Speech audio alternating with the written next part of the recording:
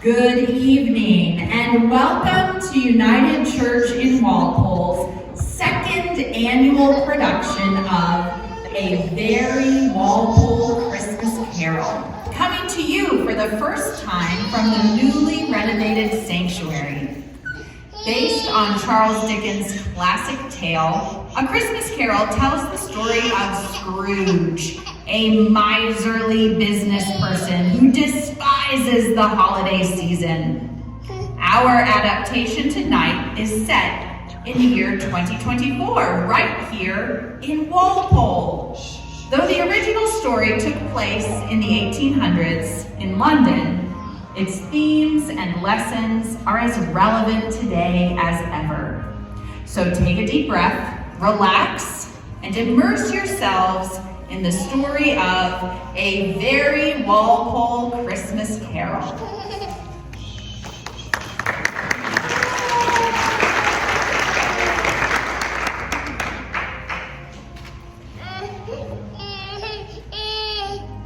Marley was dead to begin with. How about that? As dead as a doornail. That's super dead. What even is a doornail? I think it's a dead technology. Marley was not alive, folks. Now that you know this, the wonder of our story will truly be palpable. We open our tale in the year 2024 in downtown Walpole, Massachusetts. Ebenezer Scrooge is the CEO of a startup AI company called Walpole Wisdom. Her business partner, Janet Marley, passed away 9 months ago, leaving Scrooge alone at the helm. As Scrooge's iron grip tightened over the remaining employees, most chose to seek employment elsewhere, until one sole employee, Bob Cratchit, remained. Cratchit and Scrooge now work 90-hour weeks, striving for ever unattainable productivity benchmarks. On Christmas Eve, we find them laboring away in the cold, dark depths of the closet-sized office. Madam Scrooge? Madam Scrooge? Hitting the marks today, Cratchit? Yes. So far, today's program features are ready for release. And is anything standing in the way of your adding several additional features by close of business? Well, no, ma'am. I wonder then, Bob, what has inspired you to distract me and yourself from the course of today's productivity? Well, I was just wondering, ma'am, if we could turn up the heat a little bit. It's difficult to focus in here. You're choosing not to focus, you middle-class cynic. This is a season when nature communicates via threat of icy death that it's time to toughen up.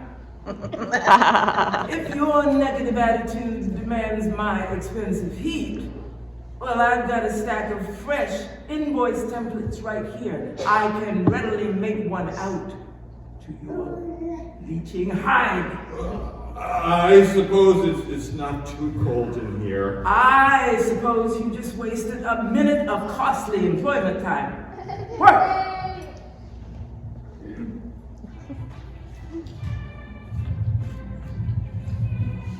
Is this the correct office?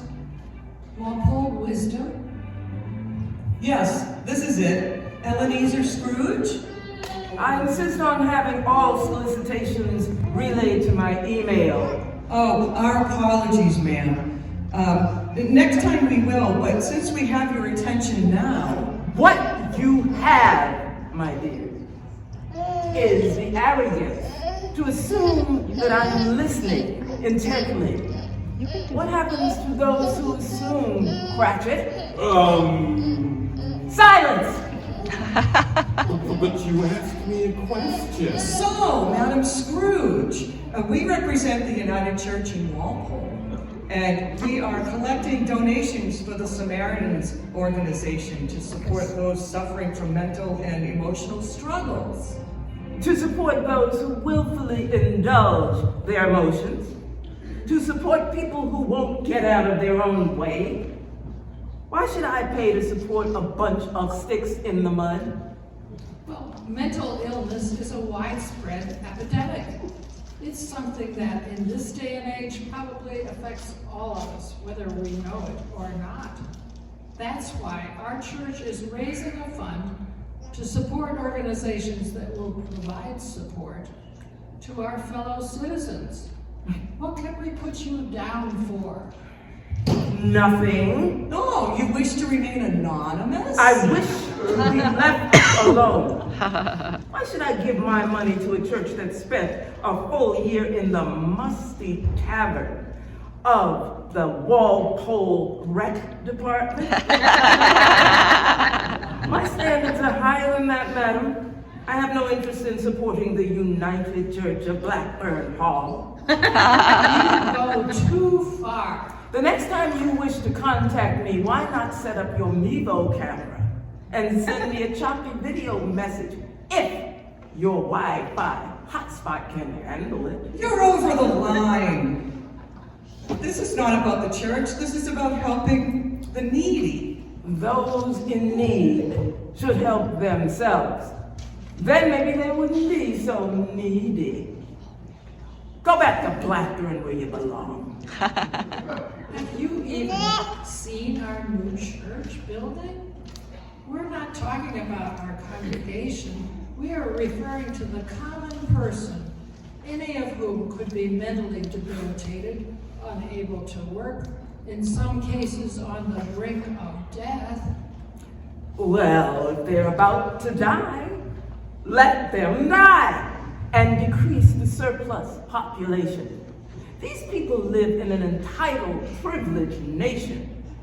If they are suffering, it must be a result of their ongoing choices. They have the power to change, but they won't. I won't play maid to their psychological girthiness. Let's go, Lois.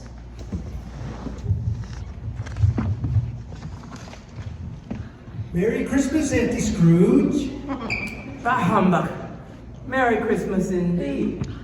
Has Christmas made you any less dependent on shoddy government housing? In spirit, absolutely it has. In fact, my wife and I find our new apartment welcoming enough to invite you to Christmas dinner this year. I have come to personally invite you, Auntie.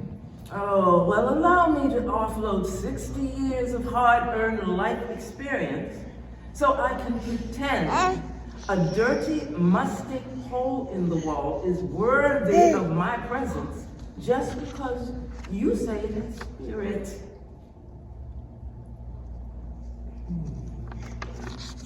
Have you put little tutus on the rats for an after-dinner reenactment of the Nutcracker?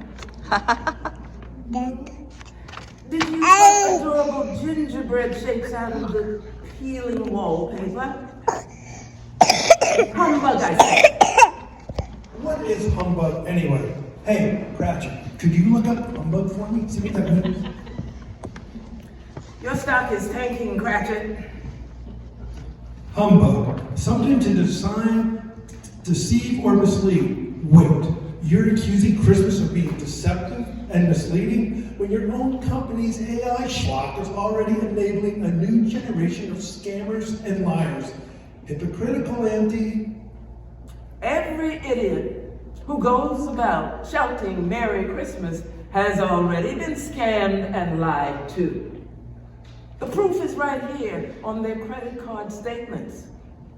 The truth of their financial situations dimmed out by some self-sabotaging desire to pay bills without money.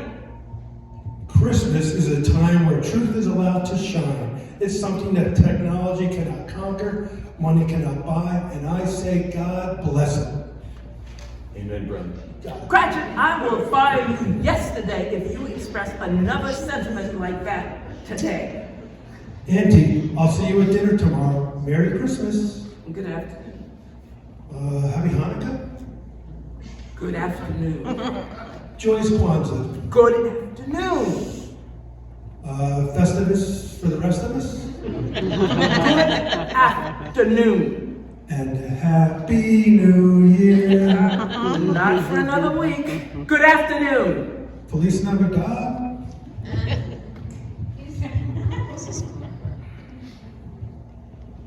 Bob Cratchit and Ebenezer Scrooge worked the rest of the afternoon in silence until night had fallen and shrouded the streets of downtown Walpole in darkness. I've got 2 new features implemented, Madam Scrooge. They've still got to be bug tested, though. Gee, maybe if you actually cared about this job, Cratchit, you wouldn't allow bugs into your features. I should burn your paycheck right in front of your eyes. Mercy, I shall. See you here tomorrow at 7 a.m. Well, tomorrow's Christmas. 7:30 then. I was hoping to have the whole day with my family. You want to forget your place, Bob? You want to destroy the trajectory of your progress, cementing a dip in your streak from which you may never return? Let me guess. You need to take a mental health day? Ha! Lower your vibration if you want, Bob. I won't let you lower mine. Take tomorrow off. Feel better. Be there at 5 a.m. the next morning. On your knees. Thank you, Madam Scrooge. I appreciate you. I tolerate you, Cratchit. As Bob Cratchit headed home to his family, Scrooge began to close up shop. By 10 p.m., she was out the door and walking the short distance from downtown Walpole to her swanky Common Street mansion. She kept her head down to avoid having to interact with the jolly Christmas carolers, churchgoers, and families. By the time she reached the house, she was ready for a long, deep sleep.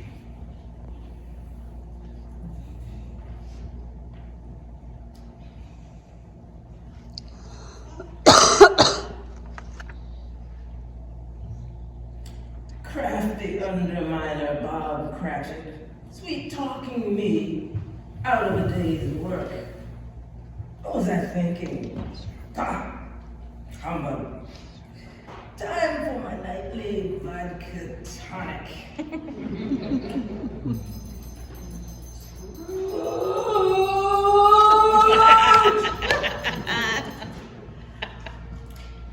Janet Marley?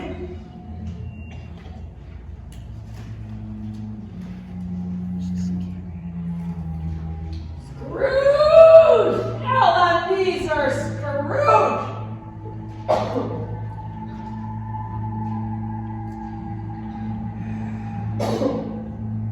It has been 9 long months. Janet, impossible. I don't believe it. Why would you doubt your own senses? Because the smallest things affect them. Like a computer program, a small bug can crash the whole application. A tiny disorder of the stomach can unseat my mind. You could be pastrami I had for lunch from the Raven's Nest. A steak tip from Conrad's. A gastric distortion from my vodka tonic. Yes, the only spirits I have in this house are in the liquor cabinet. Scrooge! Scrooge! Merciful heavens! That actually hurt my ears. It must be you, Marley. What do you want with me? Much. Much? That's not very specific. Jen, why are you shackled to that cell phone? I am bound to the blockchain of eternity. Ellen, wired to the digital prism I programmed my whole life. I toiled year after year, sentencing myself to the servitude in the meaningless matrix of machine code to our salivating consumers. We sold not guidance, but temptation, not rich wisdom, but empty curiosity. Click after click, dollar after dollar. But you blame me for it all? We were partners, Janet. In name only, Ebenezer. You never respected me. I dare say you'd have had AI take my place eventually. Now, as a spirit, I roam the earth, forced to witness the joys of mankind, but unable to partake in any of them. Marley. Oh, no way! Surely there is a bright side to this visit. It's only darkness for me now, Ellen. And it is my duty to inform you that you yourself have been programming your own damned application, one that runs far deeper than my own. You have worked and toiled on it these last 9 months. It is a ponderous program. No, I am making a living. We have done nothing wrong. We do what we do in the name of business. Business? Humanity is our business. Decency and compassion are our business. And what have we done instead? Buried these virtues beneath a callow veil of false experience. Profited from technology's conquest of the human mind, broken the infinite depth of personality down to a few buzzwords. Well, I now have a few buzzwords for you. Past, present, and future.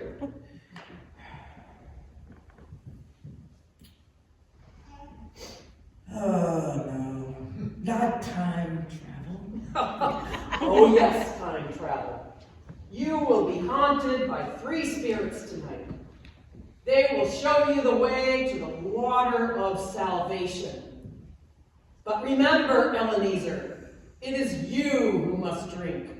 Expect the first ghost when the bell of United Church in Walpole chimes 1. I hate that bell. The next of the stroke of 2.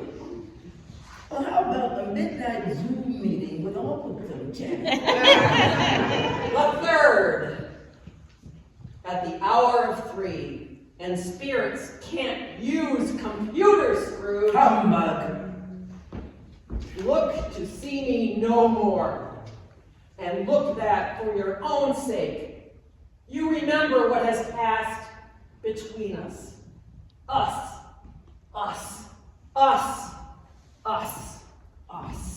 Well, I don't know. It's a reading. Next scene.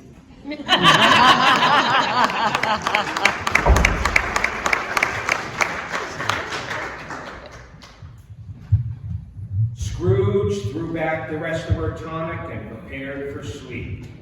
The encounter with the ghost of Marley had shaken her, but within an hour she was telling herself that's simply what she gets from reaching for middle shelf vodka.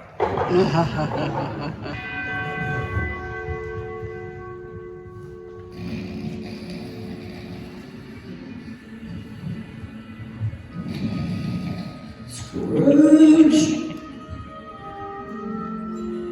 Ebenezer Scrooge! What? Oh, I guess it wasn't the vodka after all. So you're the ghost that Marley told me about? I am. You may call me the ghost of Christmas past. And what brings you here tonight, my dear? Your welfare.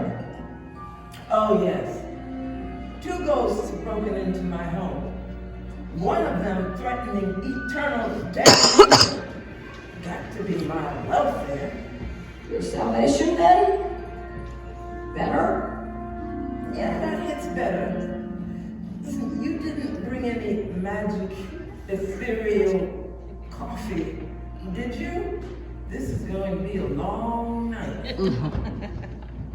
It's Dunkin' Midnight Blend. How that?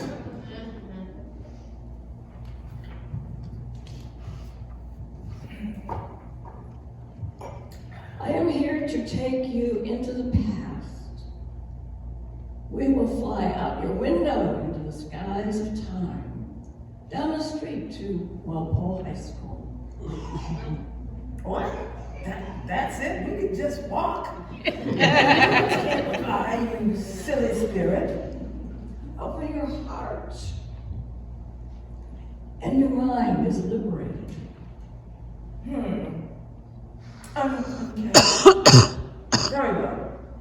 To the skies we go.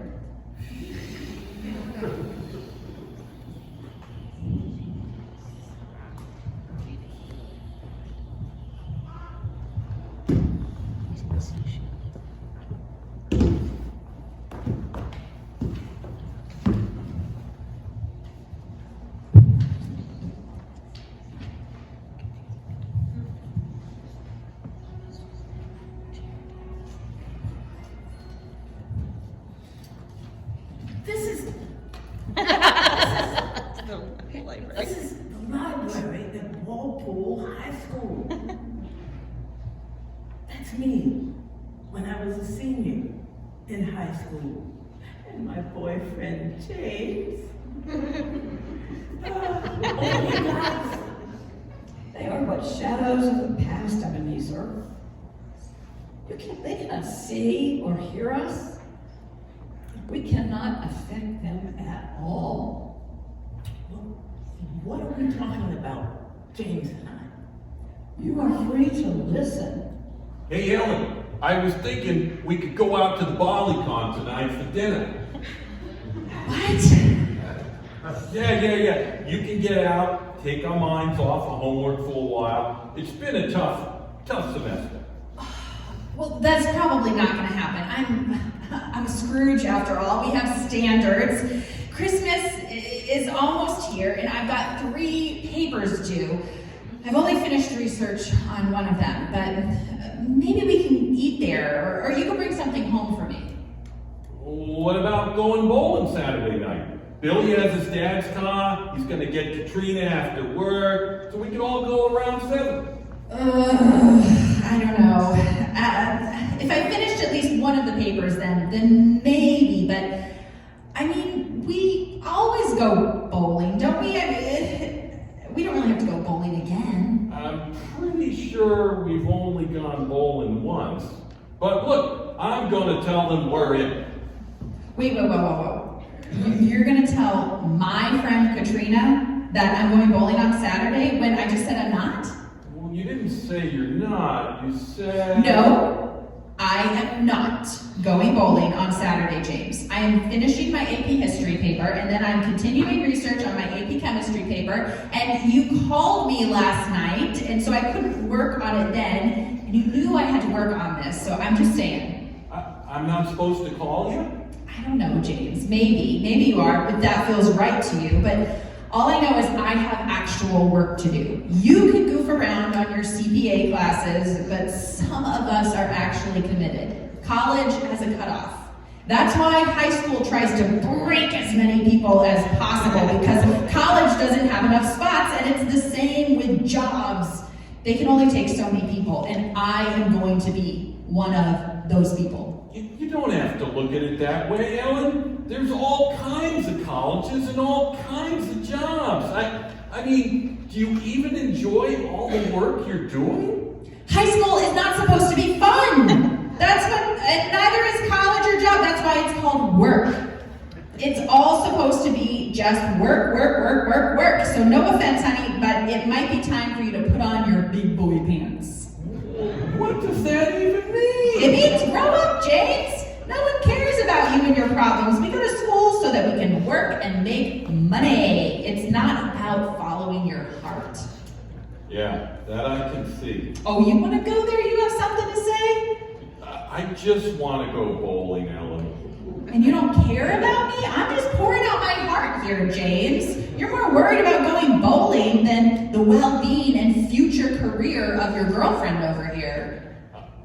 I guess so, Ellen. You better not walk away from me, James. If you walk away, this is over. I think this was over a long time ago, Ellen. Good luck with your paper.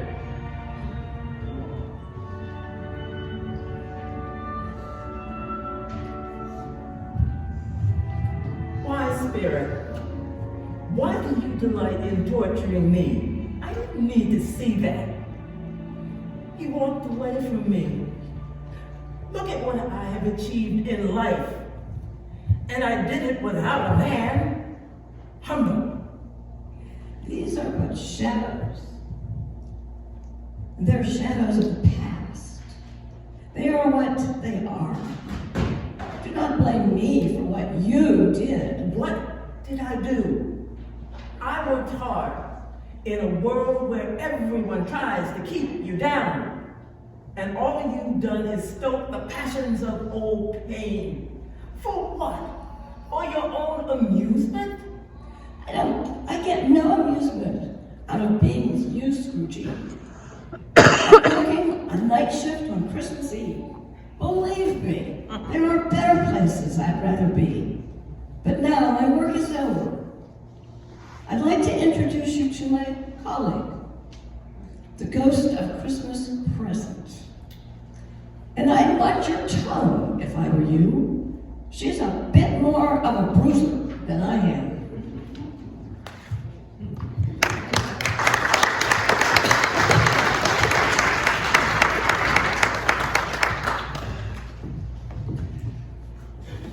Oh, ho, ho, ho, Ebenezer Scrooge. Come in and know me better.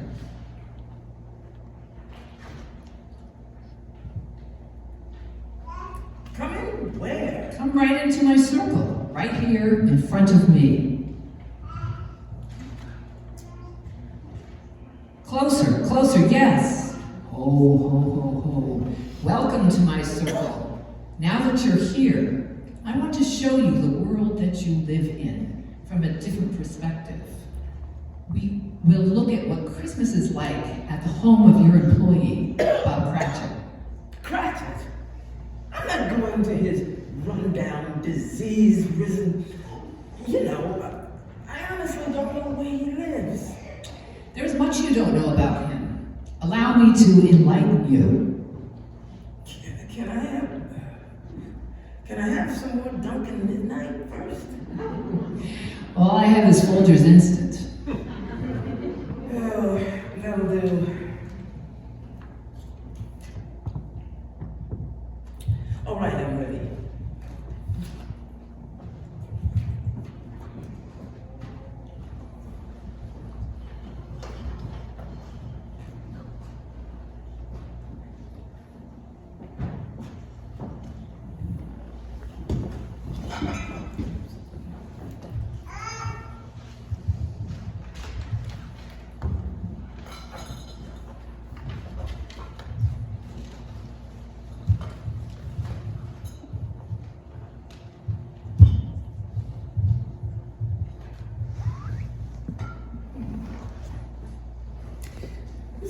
It isn't all that bad.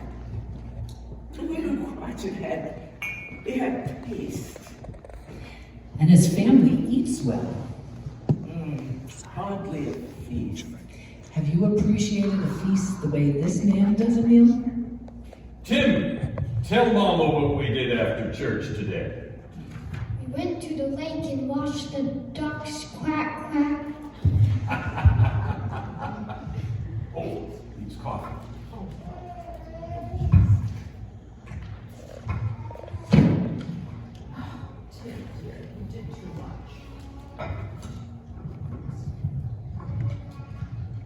Oh, Tim, you got a little too tired there. Do you have an inhaler, Bob? Yes, I do. How was he at church today? good as gold. Emily, he said something that floored me today. He said he felt good knowing that people in church know about his disease because it's Christmas time, and it would remind them of the healing power of Jesus Christ. Such a believer, and at his age. Oh, he's a miracle, isn't he? I'm hungry, can we eat now? Yes, but first, let us give thanks.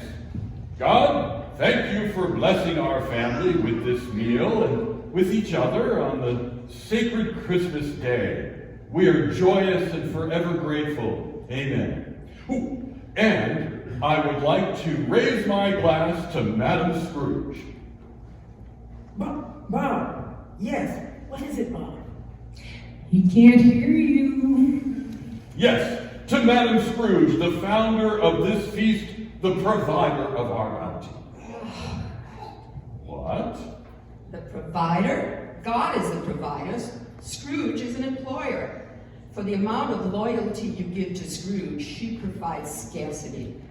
I'll provide her with Tiny Tim's medical bills. If you spend that much time at Scrooge's office anyway, away from your son, the least she can do is make it worth your while. Emily. Bob. This is what you have to say about that tyrannical tyrant, when we could at least afford to pay Tim's bills on time. Do you think Scrooge cares? She stays in her position of power, flaunting it, spitting on you and us. And Tim who has to suffer needlessly. Tim, who could have so much more if it weren't for... Tim has a home. He has food, Emily. That's what we've got right now. That's what Scrooge has given us, and that's why I toast her. If you want to take it up with Scrooge, you know where to find her. Go spill your guts, get me fired, and then try and pay Tim's bills. Oh, Bob, please. It's Christmas Day. I'm so sorry, Emily. I'm so sorry, Tim. We should be rejoicing and laughing, not yelling. Here's to our family, our food, our home, and our lives. God bless us. God bless us, everyone. Spirit, what disease does Tiny Tim have? It's a kidney disease. His blood is too acidic. But they treat it. They take care of it. Yes, by the mercy of your taxes, those middle-class cynics can afford his treatment. But my knowledge of the present has shown me something the Cratchits may not know until it's too late. Tim's kidneys are failing. It won't be long before he is bedridden, in need of a donor. But he will live, won't he? He will find a donor. Well, the future is not my realm, but I find it all too easy to imagine an empty seat at that dinner table. Kidney transplants are notoriously expensive. The Cratchits are not a wealthy family, Ebenezer. You pay Bob Cratchit a fraction of what he's worth, and he accepts it gratefully as a blessing. But if the day comes when he needs more, Tiny Tim may be out of luck. Of course, if he's going to die, he might as well do it and decrease the surplus population. Don't use my own words against me. I use nothing but a mirror, Scroogey. Look at the face in that mirror and the words that carelessly spew from its mouth. Behold the surplus population. They sit here before us. You dare profess judgment over their fate? It may be that in the sight of heaven, you are more worthless and less fit to live than billions like this child. When will you leave me be? Soon, very soon, for the present does not last long. Before we know it, the present is gone and the future is here. Where will you be then, Ebenezer Scrooge? Where will Bob Cratchit and his family be? I don't know. I don't know. I can't breathe. Just get out of here. I'm going to cry. What's that? Are you indulging your own emotions? Are you getting in your own way, Ebenezer Scrooge? Perhaps you are beginning to understand that those suffering in this world may be tied down by more than their own choices. Perhaps you may now recognize that he who appears as a stick in the mud may have been glued there. Is it possible, Ebenezer Scrooge, that you have achieved power enough and that your mercy is what's truly needed at this hour? My mercy? But I need your mercy. No beds left in this ward, Take darling. me back. Take me back to my bed. No beds left, none at all. I'm afraid the winter winds will be quite operational when my friend from the future arrives.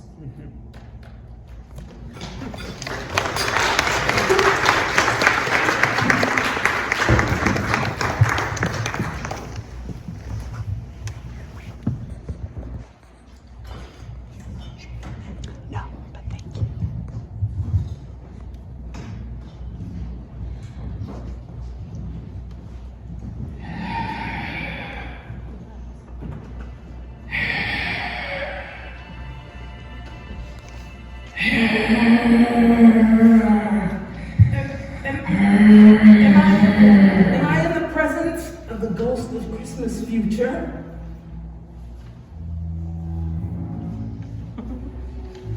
I fear you, spirit, more than any specter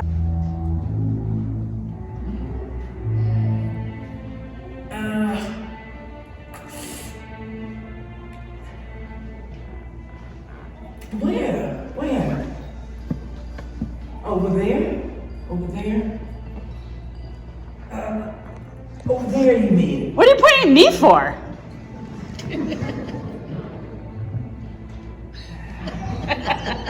What then?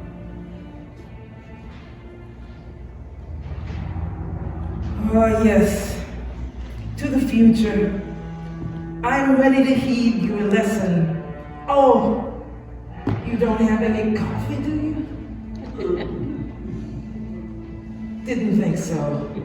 Lead on, spirit. The night is waning fast.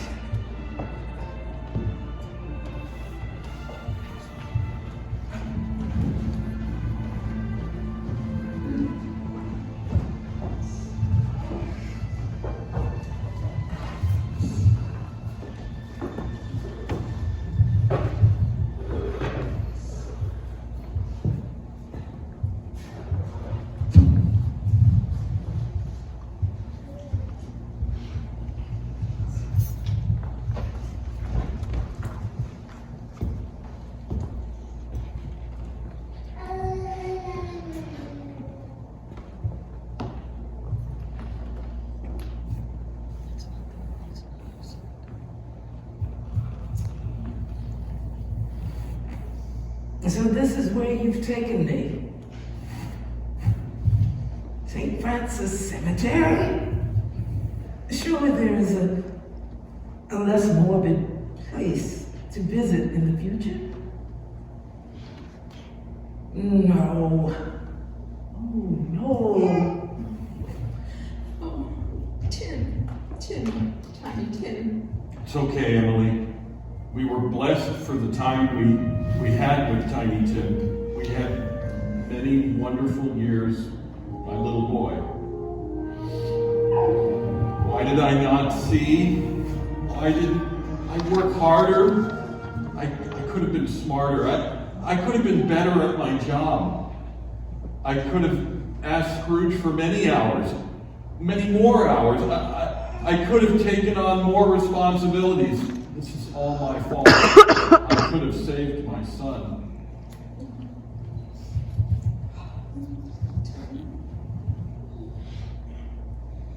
Bob!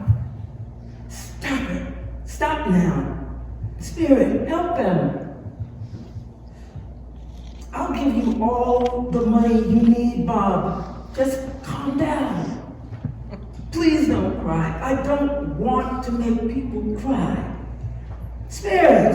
Spirit, let me go home right now. I will pay for Tim's treatment. That must be why you brought me here. I'm ready to fix this.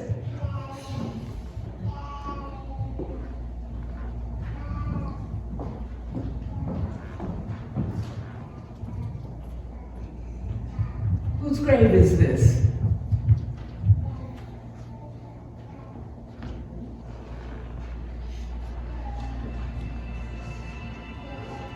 Now wait, this is the future. This hasn't happened yet.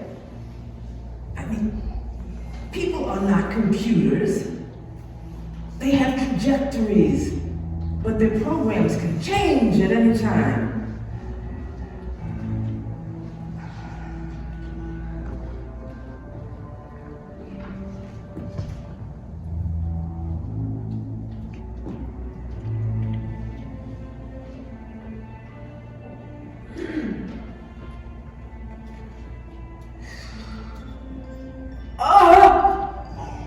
It's me, Ellen Easer Scrooge.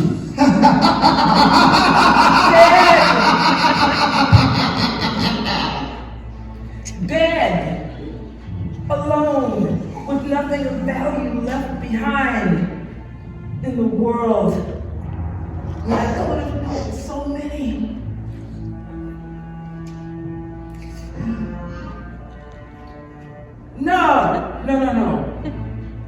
No, I am not who I was. I will honor the lessons the Spirit have shown me tonight. I will live my life in the past, in the future, and at the present with an open heart and an open mind. Get over yourself. God, help me. Please, save me! God!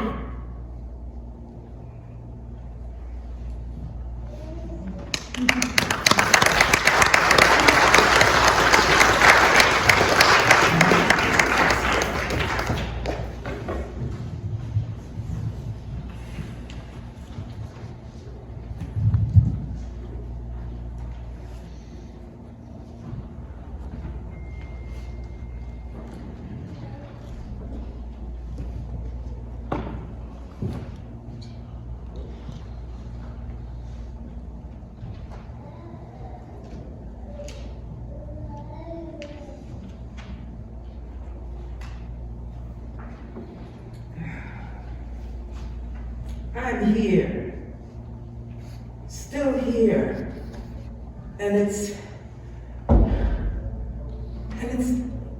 8 a.m. December 25th, 2024. The spirits did it all in one night. Of course they did, those heavenly friends of mine. They can do anything they like, including why? What's that I'm feeling? Ooh. Is it youth? Is it joy? It cannot be. And yet it is. It's my heart beating.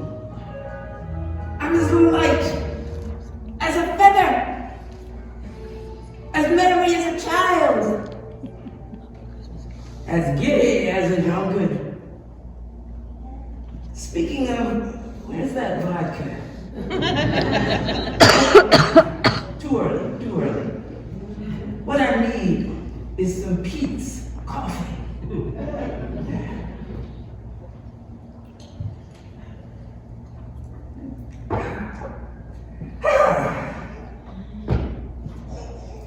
That's better. I think I will call my nephew Fred. He better be awake.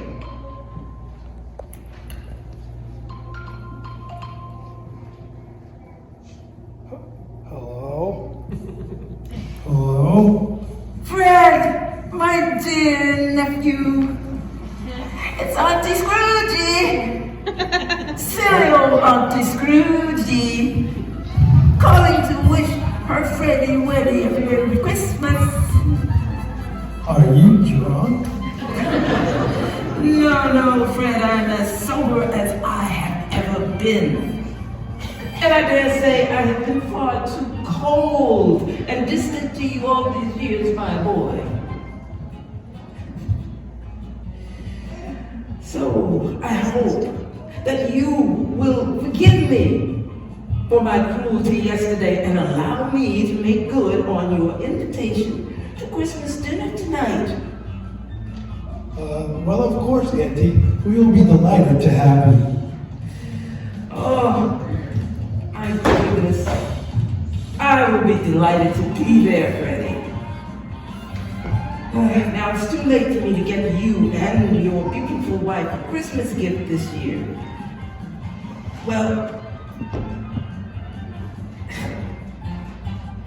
I don't know what to say. But I'm thinking of something. Yes. Tell him what he's won, Johnny. A new car.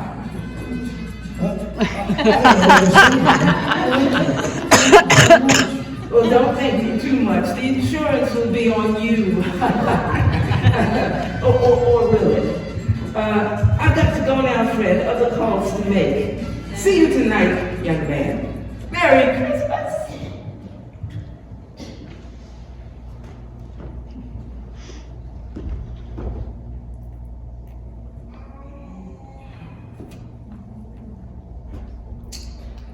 Ring, ring, ring, ring. United Church, this is Lois. Good morning, kind madam.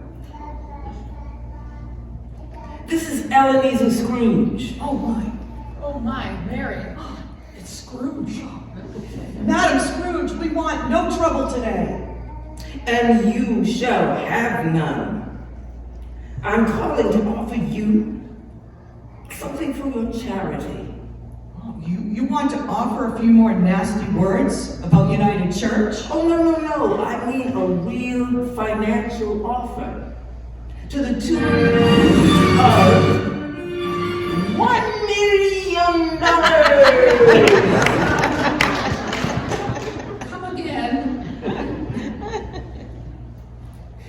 $1 million buckaroos. And I think I'd like to join the church as well. Perhaps I could become a regular benefactor. If I'm welcome, that is. Why, yes, of course. You mean it? I won't be turned away because of my history of cruelty, my cynicism, and religious apathy? We would love to have you, Ellen. That's right. We at United Church in Walpole, we believe that wherever you are welcome here. Oh my goodness! A privilege greater than all the money in the world, my dear friends. Expect my check by New Year's. And have a Merry Christmas. You too. Merry Christmas, Madam Scrooge. Well, now it's time to put on my finest dress and pay a visit to my favorite employee. I think I'll have a little fun with him as well.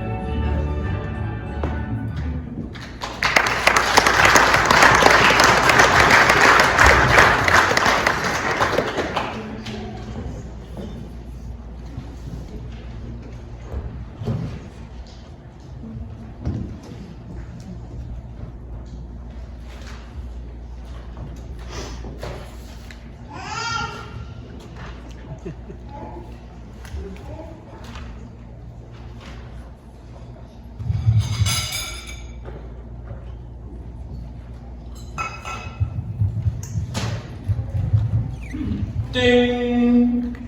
Oh, don't look at your phone, Bob. It's Christmas dinner.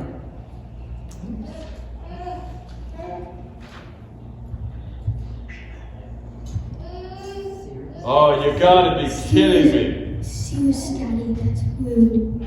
You gotta be kidding me. What is it? It's a text from Madam Scrooge asking why I'm not at work. But she told me I could have today off. I guess I'll shoot her a text back. How about you shoot her a 12-track playlist of the silent treatment? We're having Christmas dinner. Oh, Bob. Now she says she's coming over to talk to me. Not if I get to her first. Am Emily. Bob.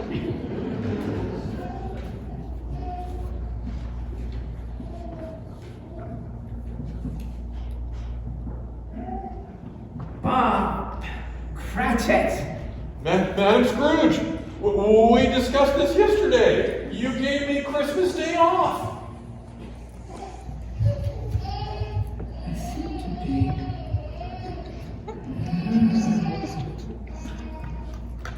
Talk amongst yourselves.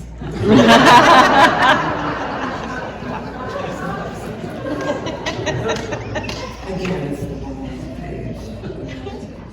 Okay. We'll make it. Okay.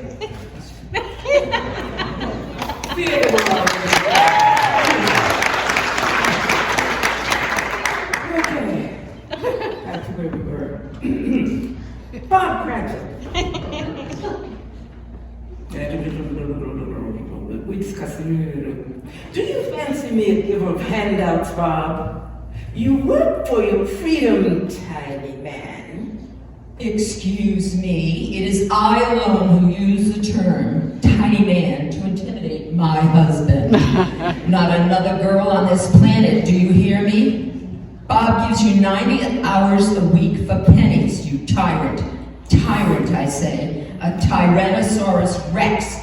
That is what you are. So take your tiny arms and go extinct before I am the astronaut that wipes you off the face of the earth. You won't have to exert yourself, Mrs. Cratchit. What truly goes extinct today are my old ways. You see, Bob, I have done you a disservice by neglecting the true nature and valor of your work and your character. That's why I've come to you today. It's time you receive what you deserve, Bob. That's why I am going to increase your salary 400%.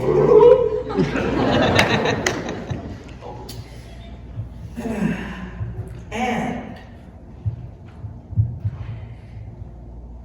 I'm going to pay your mortgage, Tim's medical bills, and perhaps some anger management for your wife. It's all right, hon. I have rage too, Lord knows. And Bob, with your new salary will come better benefits. A larger 401k. Contributions amazing. And stock options up to 10%. Really? No baloney? Not an ounce.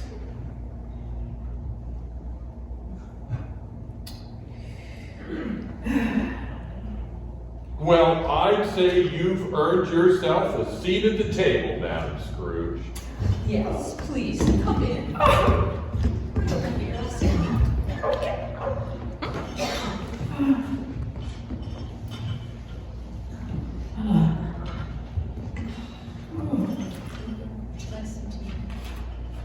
Scrooge was better than her word.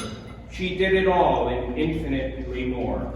And to Tiny Tim, who did not die, she was a second mother. She became as good a friend and as good an employer and as good a woman as the good town of Walpole knew. Within a year, she and Bob had rebranded their company as Walpole Wellness, developing an AI-powered network to connect their struggling fellow citizens with affordable mental health and housing resources. Tiny Tim would grow up into Tall Tim and further build on his father's technological prowess by streamlining the Mass Health digital patient portal. When Scrooge retired, he left the company in the hands of the Cratchits. By then, of course, Walpole Wellness had become Boston benefactors. And by the time Bob had retired and Tim was running things, it had become U.S. utopia. Tim is now in talks with the UN to implement his latest project, Global Game Changers, across North America, Western Europe, and colonial Mars. You're still duking it out with Tesla over territory. That's a story for another day. Scrooge had no further contact with the spirits of Christmas, but lived out the rest of her days in joy, peace, and harmony. It was always said of her that she knew how to keep Christmas well. If any woman alive possessed the knowledge, may that truly be said of us and all of us. And so, as Tiny Tim observed, God bless us, everyone!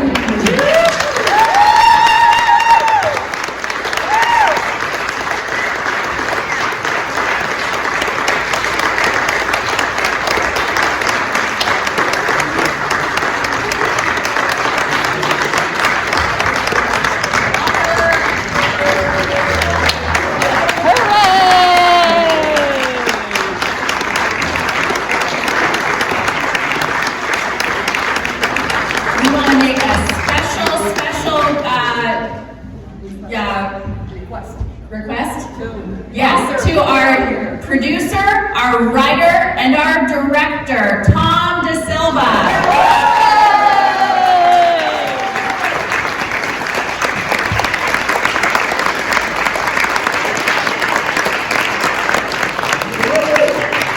We hope that you enjoyed all of this merriment, and you're all invited to a fun reception and party in Bradford Lewis Hall right after the show, which is right now.